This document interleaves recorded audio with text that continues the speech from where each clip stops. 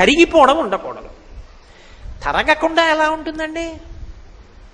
తరగకుండా ఉంటుంది, రెండు కారణాల చేత ఉంటుంది. ఒకటి, భగవత్ అనుగ్రహం ఉంటే మీరు ఎంత ఖర్చు పెడుతున్నారో అంతా వస్తుంది. ఎలా వస్తుంది అంటే, నూతిలోకి నీరు వచ్చినట్టు.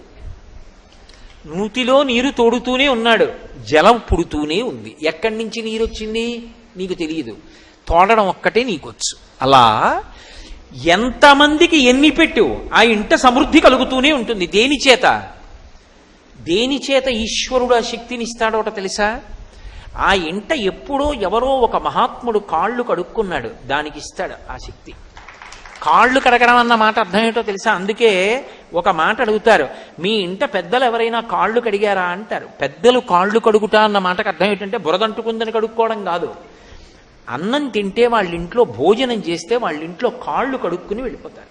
అసలు ఎప్పుడు భోజనం చేసినా కాళ్ళు కడుక్కోవాలి.